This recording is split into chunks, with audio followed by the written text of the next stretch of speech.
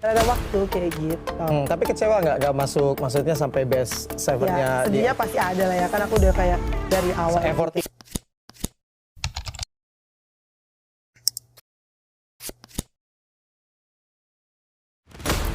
Mungkin aku secara statistik rate spike-nya aku yang paling bagus, tapi kan mereka ngambilnya kayak serve-nya, top score-nya sama skor apa gitu pokoknya rate apanya gitu aku. Jadi kan aku nggak masuk kriteria mereka, ya udah nggak apa-apa. Tapi kan semua orang tahu kalau aku bagus gitu aja. Kayak aku nggak perlu pembuktian aja, kayak ya udah lihat aja, nonton aja seiring berjalannya waktu kayak gitu. Tapi kecewa nggak masuk, maksudnya sampai best seven-nya? Ya, sedihnya pasti ada lah ya, kan aku udah kayak dari awal. Effort itu dan sampai cedera juga memaksain untuk main. Ya, tapi aku kan emang Megawati Hangestri curhat kekecewaan tak masuk Best Seven Covofilik di podcast Moji.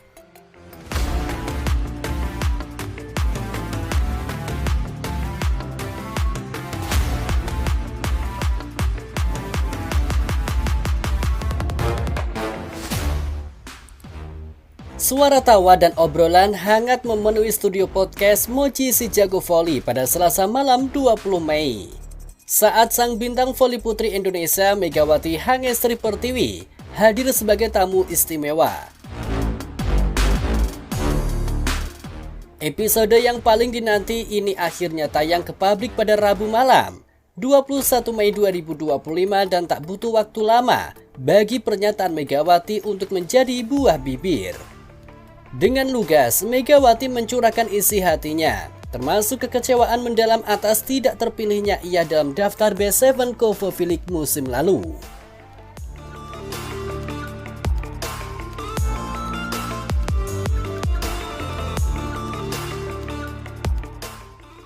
Megawati yang akrab disapa Mega tidak bisa menyembunyikan rasa frustasinya. Saya sudah berusaha keras selama 2 musim berturut-turut. Saya merasa sudah memberikan segalanya. Berlatih lebih keras, bermain semaksimal mungkin di setiap pertandingan. Tapi memang belum rezeki untuk masuk Best Seven, ujar Megawati. Kekalahan dalam perebutan penghargaan individu ini terasa pahit, terutama mengingat perjalanan fenomenal yang ia torehkan bersama timnya, Dahyun Junkwang yang Red Spark. Mega adalah sosok sentral yang mengubah nasib tim asal Dahyun itu. Sebelum kedatangannya, Red Spark seringkali dicap sebagai tim kroco atau tim yang kesulitan bersaing di papan atas Covofilik, kerap berada di zona bawah klasemen.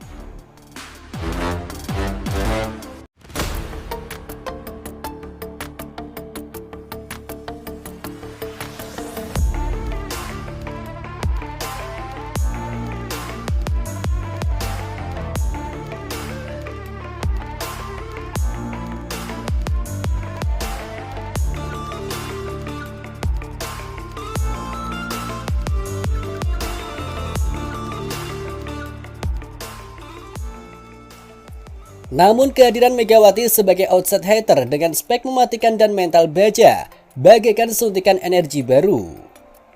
Di musim pertamanya Mega langsung memberikan dampak instan. Red Spark yang tadinya tenggelam mulai menunjukkan gigi. Mereka perlahan tapi pasti merangkak naik di klasemen. Puncaknya di musim kedua Megawati, Red Spark secara mengejutkan mampu menembus babak playoff setelah belasan tahun absen. Ini adalah pencapaian luar biasa yang membuat seluruh penggemar voli Korea Selatan tercengang.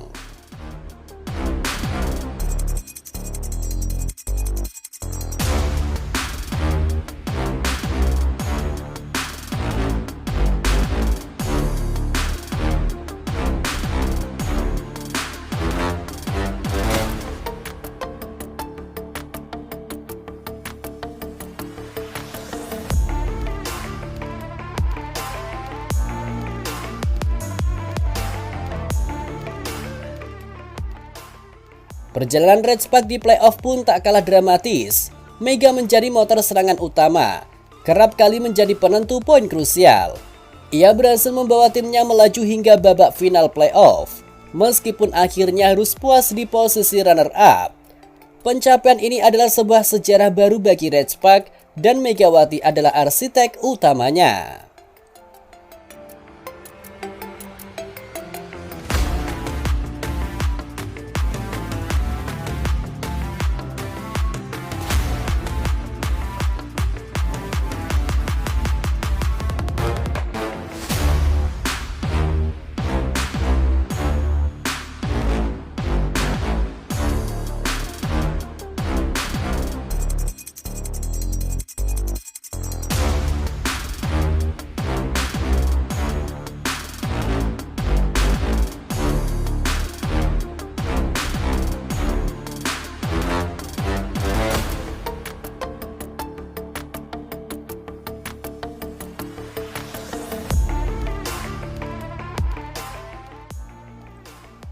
Namun di tengah gemuruh pujian atas performa timnya, absennya nama Megawati dalam daftar Best Seven menimbulkan tanda tanya besar.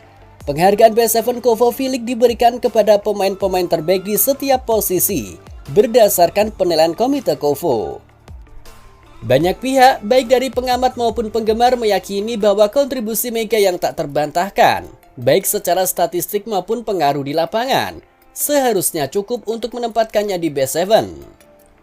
Meskipun kekecewaan itu jelas terpancar, Megawati menunjukkan sikap profesionalitas yang patut diacungi jempol.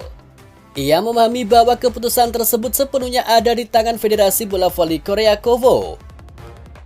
Karena Mega nggak masuk best seven-nya di Kovo. Nah, enggak juga sih. Itu kan Tapi emang itu nggak ada kaitannya ke situ ya? Udah pilihan Kovo juga kan, aku nggak bisa aku maksa aku dia Pak. Ya, masa orang yang bagus menunjukkan dirinya bagus, ya nggak mungkin kan Mas, kayak aku nih bagus nih, aku seharusnya jadi best opposite, ya nggak mungkin kan. Ya udah itu kan udah ada pilihannya dia kayak inilah apa sih? Ya secara secara statistiknya ini apa yang diambilnya. Mungkin aku secara statistik rate spike-nya aku yang paling bagus, tapi kan mereka ngambilnya kayak serve-nya, top score-nya sama gitu pokoknya rate apanya gitu. Jadi kan aku nggak masuk kriteria mereka, ya udah nggak apa-apa. Tapi kan semua orang tahu kalau aku bagus gitu aja. Kayak aku nggak perlu pembuktian aja, kayak ya udah lihat aja, nonton aja seiring berjalannya waktu kayak gitu. Tapi kecewa nggak masuk, maksudnya sampai best seven-nya? Ya, sedihnya pasti ada lah ya, kan aku udah kayak dari awal. Se-effort gitu ya. itu dan sampai cedera juga memaksain untuk main. Ya tapi nggak apa, itu kan emang rezeki. Kita kan nggak tahu rezeki kapan datangnya. Mungkin rezeki aku di next pertandingan yang lain atau di event yang lain, kan aku nggak tahu kayak gitu. Kayak tahun lalu aku mungkin nggak juara Red Spark juara 3 gitu kan. Tapi aku bisa juara di Pro Liga, itu kan emang rezeki. Mungkin aku kasih kamu yang sama Allah kan, kayak aku kasih kamu ke depan nanti aja, gak sekarang tapi nanti aja kan. Kayak habis juara Pro Liga, juara PON, kan aku juga nggak ngerti Kak, tiba-tiba aku bisa juara. Kehadiran Megawati di podcast Moji Si Jago Voli tak hanya menjadi ajang curhat, tetapi juga inspirasi bagi banyak atlet muda di Indonesia. Kisah perjuangannya mulai dari tim yang diremehkan hingga menjadi runner-up liga yang kompetitif adalah bukti nyata bahwa kerja keras dan determinasi bisa mengubah segalanya. Meski Kovo Filik musim lalu telah berakhir, perjalanan Megawati Hangestri Pertiwi di kancah voli internasional masih panjang. Dengan semangat dan dedikasi yang sama, kita bisa berharap Megawati akan terus menorehkan prestasi gemilang, baik di liga maupun saat membela merah putih di ajang internasional. Dan mungkin di musim-musim mendatang, penghargaan individu yang ia dambakan itu akan benar-benar menjadi miliknya.